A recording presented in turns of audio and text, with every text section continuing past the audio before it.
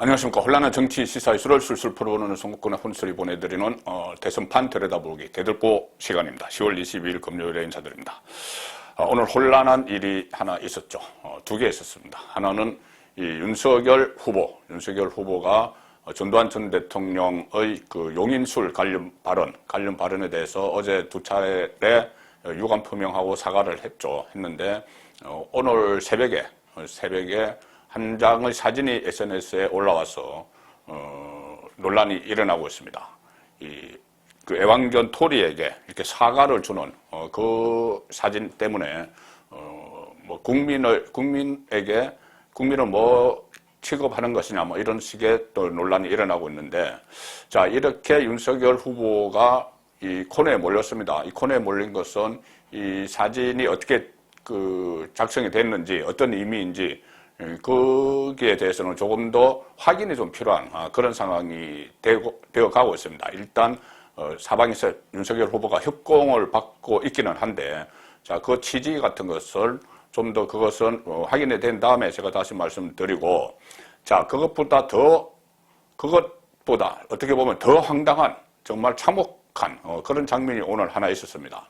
자, 윤석열 후보가 이렇게 코너에 몰리니 갑자기 이재명 후보가, 민주당 대선 후보로 확정된 이재명 경기도지사가 그동안 이 지방에도 가지 않고 일단 이낙연 후보가 승낙을 하지 않은 이런 상황이죠. 이런 상황이고, 뭐 다른 때 같으면은 저 청와대에 가서 문재인 대통령을 만나서 재가도 받고 승인도 받고 이렇게 해야 되는데 그것을 못 하고 있는 상황입니다. 대장동 몸통 의혹에 휩싸여서, 자, 그런 상황에서 코너에 몰려 있는데 이 윤석열이 그 전두환 전 대통령과 관련해서 이렇게 이 압박을 받으니 이거 기회다 싶었는지 바로 오늘 광주로 갔습니다. 광주로 가서 전두환 그 5.18 묘역에 있는 전두환 전 대통령 기념석이 있습니다. 그것을 두 번이나 밟고 지나가면서 환하게 웃는, 자, 그런 모습을 보였습니다. 대통령 후보라는 사람이 모든 전 국민의 대통령이 되겠다고 출마한 집권 여당의 대선 후보가, 자, 그런 모습을 보였습니다. 자, 이재명 왜 그랬을까? 여러 가지 본인이 전략적으로 이것이 내가 처한 궁지에서 반전할 수 있는 기회다. 그래서 가자 해서 광주로 가서 전두환 전 대통령 기념석을 밟고 지나가면서 퍼포먼스를 벌이고 그런 모습을 보인 것 같습니다. 보인 거죠. 자, 이 큰 그 고난에 처해 있는데 이재명이 일단은 뭐 대장동 몸통 의혹, 이것은 다 아시는 것이고 기소가 되면은 이 후보 자리도 위태로운 그런 상황입니다. 그리고 지금 가장 중요한 것이 이재명에게 이낙연이 일종의 경선 불복을 하는 모습을 보이고 있습니다. 칩거에 들어갔죠. 경선 불복을 해버리니 이 문재인 대통령도 여당 후보가 확정이 됐는데 지금 만나지를 못하는 그런 상황이 되어가고 있습니다. 오히려 친숙하고 철저한 수사를 지시를 했기 때문에 더더욱 만나기가 어려운 것이죠. 자, 이렇게 되니 이재명이 지금 어정쩡합니다. 과연 본인이 내가 이 여당 후보가 된 것을 맞기나 맞나. 그래서 지방도 안 가고 있다가 오늘 지방 처음으로 간 거죠. 또 특히 이런 상황에서 이낙연 후보, 경선 때 이낙연 후보를 지지했던 사람들이 본선에서는, 이 사람들은 민주당 지지자인데 본선에서는 이낙연 안 찍겠다. 그냥 차라리 국민의힘 후보 찍겠다. 이런 여론조사 결과가 쏙쏙 나오고 있죠. 리얼미터 최근 조사에서 보면은, 자, 국민의힘에서 윤석열이 본선에 올라가서 윤석열 대 이재명이 겨뤘을 때, 그때 원래 이낙연을 지지했던 유권자들은 윤석열에게 40.3%를 지지를 합니다. 원래 민주당 그 지지자인데. 그리고 이재명에게는 겨우 14.2만 갑니다. 이재명 입장에서는 상당히 뼈아픈 부분이죠. 홍준표가 본선에 올라가서 이재명과 결했을 때 홍준표에게 29.9, 거의 30% 표를 주고 이낙연 지지자들이, 이재명에게는 겨우 13.3%만 준다. 자, 이 정도면 이재명은 초비상에 걸려야 됩니다. 이 민주당 지지자들 중에서 막 빠져나가고 있으니. 그리고 실제로 이 전국적으로 이런 현상이 있지만 가장 심한 곳이 호남이죠. 바로 호남입니다. 강주를 중심으로 해서 호남에서 이재명의 지지율이 막 빠지고 있습니다.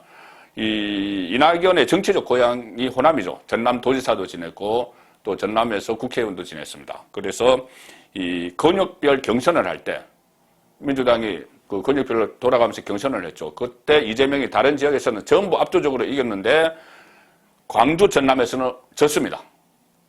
이재명이 유일하게 진 곳이 이낙연에게 진 곳이 광주 전남이죠. 광주 전남이 그때 이낙연이 47.12%, 이재명이 46.95%, 근소한 차이지만 유일하게 진 곳입니다.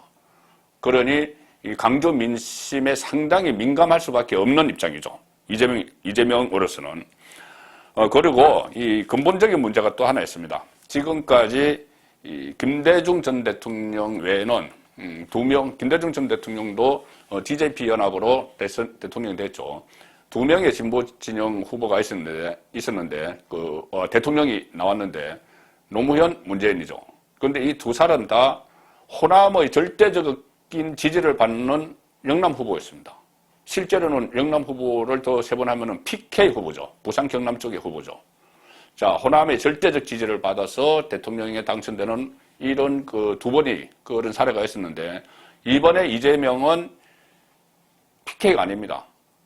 TK라고도 할 수 없습니다. 고향은 본인이 뭐 안동이라고 계속 이야기를 하는데 안동에서 거의 뭐 출생하고 아주 잠깐 살았고 대부분은 성남시에 와서 성남시에서 살았고 어떤 거기서 변호사도 하고 뭐 정치활동도 하고 했던 것이죠.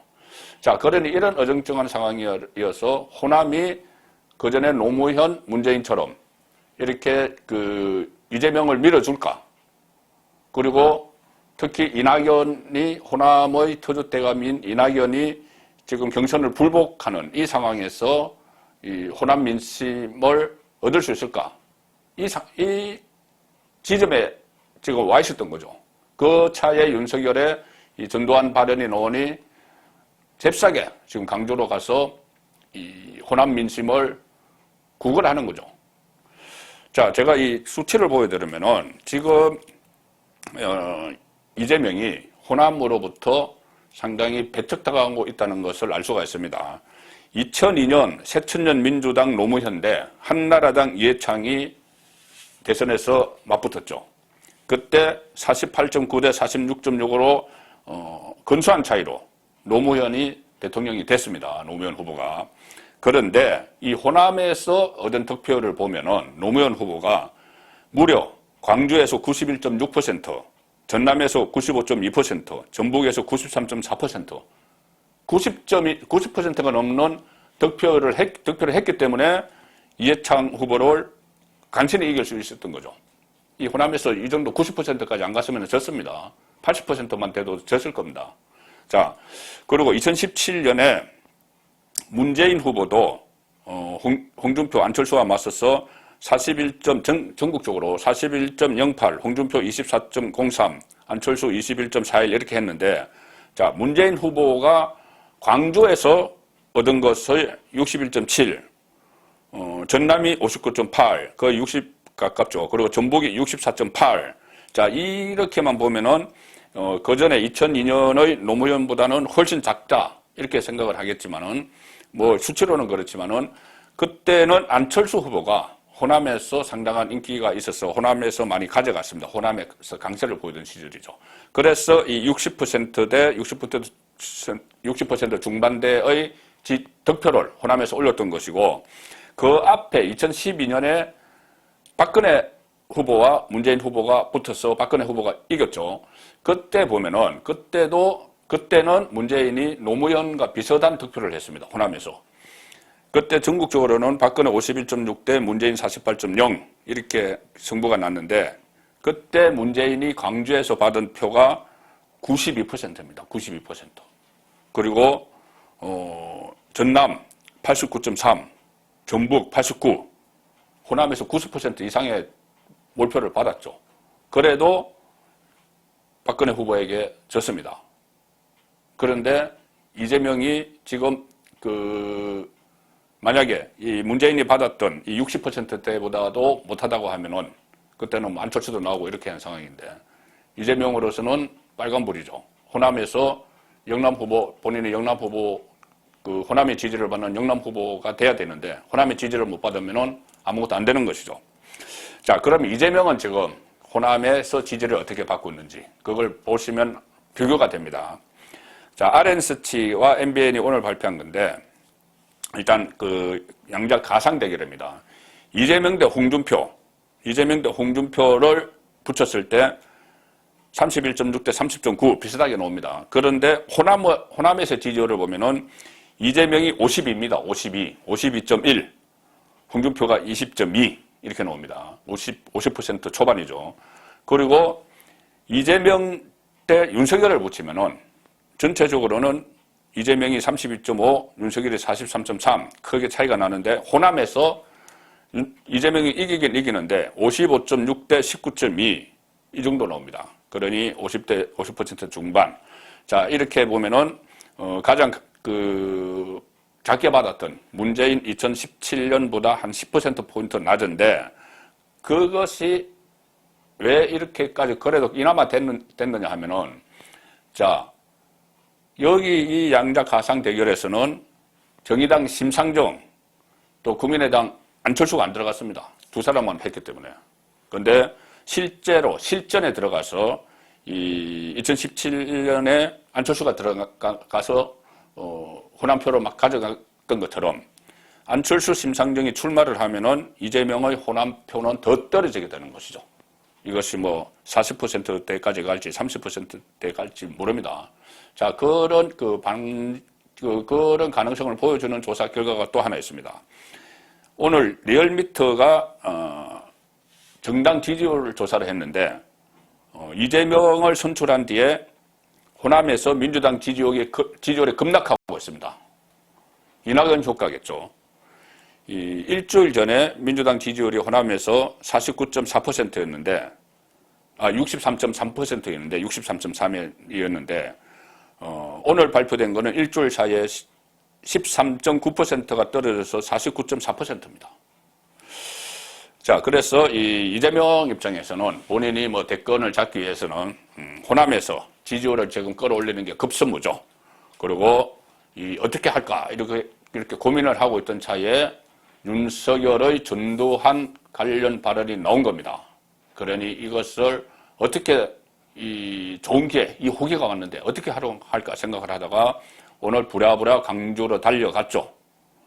강주로 달려가서 5.18 민주묘역 그리고 또 경남 김해 봉화마을도 갔는데 노무현 전 대통령 묘역도 갔는데 5.18 민주묘역을 참배했는데 10일에 당 대선 후보로 확정된 이후에 첫 지역 일정을 부랴부랴 만들어서 갔습니다.